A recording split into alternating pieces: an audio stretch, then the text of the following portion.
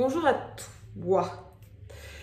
Si jamais tu chantes dans une chorale et que tu souhaites t'améliorer, ça peut être au sein d'une paroisse, ça peut être à l'école, ça peut être dans un chœur classique, ça peut être dans un chœur gospel, je vais te donner dans cette vidéo 5 conseils pour être parfaitement synchronisé avec les autres et pour que vous puissiez vraiment vous améliorer et avoir des résultats spectaculaires. Car tu l'as sûrement remarqué, chanter dans une chorale, c'est une expérience unique. Il y a un amas d'énergie et c'est d'une beauté incommensurable. Donc, si tu prends du plaisir à chanter dans une chorale et que tu veux t'améliorer, tu es au bon endroit. Ne rate pas cette vidéo, on y va. Je transmets ici une technique vocale tricentenaire que j'ai adaptée à la modernité et à l'amplification, le fait de chanter devant un micro. Tu vas apprendre à maîtriser ta voix, à chanter en voix mixte, à être aussi à l'aise dans les notes aiguës que dans les notes graves, à briller sur scène. Donc, ne rate pas mes vidéos et abonne-toi à ma chaîne. Tout de suite, avant qu'on commence.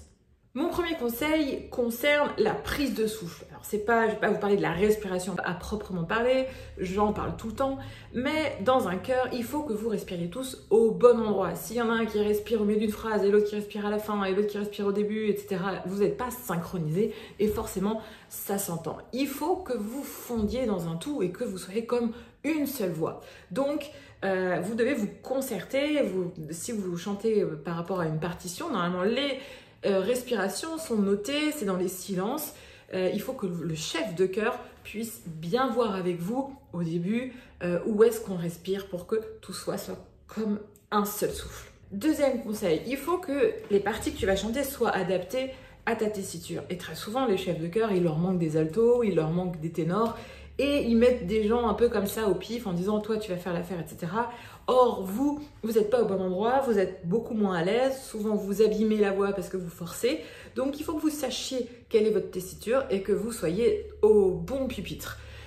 Normalement, c'est la responsabilité du chef de chœur de faire des auditions au début pour qu'il puisse répartir tous les registres de voix dans des groupes pour faire un merveilleux ensemble vocal.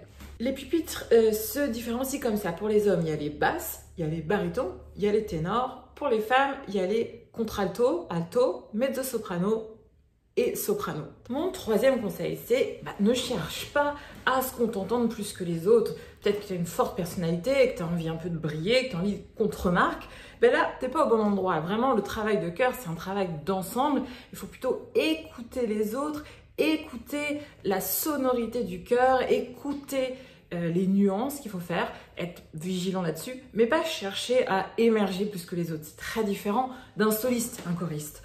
Donc, et un peu d'humilité et travaille ça, ce travail d'ensemble. C'est très très intéressant aussi pour un chanteur et c'est surtout magnifique de pouvoir sentir cette puissance vocale et de sentir qu'on fait partie de cet énorme ensemble vocal, de cette puissance-là. Quatrième conseil, si jamais tu as du mal à entendre ta propre voix, justement parce que tu fais un travail d'ensemble, j'ai une petite solution. Tu peux mettre tes mains comme ça et tu vas voir que ça va amplifier ta voix. Au début, tu vas pouvoir te concentrer pour savoir si tu es juste ou si souvent, parfois ça peut arriver dans les chœurs amateurs qu'il y en ait un dans le pupitre qui soit pas très juste et qui justement t'influence et que tu as envie de te concentrer sur ta justesse à toi. Tu peux mettre tes mains comme ça. Tu peux faire ça au début.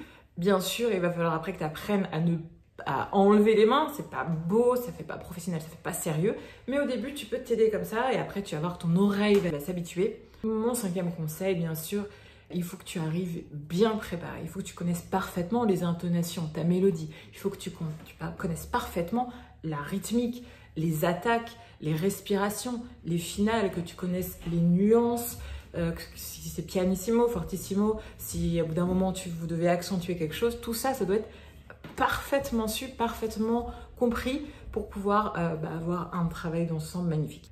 Normalement, c'est la responsabilité du chef de chœur aussi de vous indiquer les nuances, mais toi, tu dois les connaître, les savoir et les maîtriser. En bonus, fais bien attention à bien articuler, à travailler ta diction. La différence entre un chœur amateur et un chœur professionnel, c'est très souvent l'articulation. Et souvent, dans les chœurs amateurs, j'ai remarqué que ça fait beaucoup de la bouillie, on a du mal à distinguer les paroles.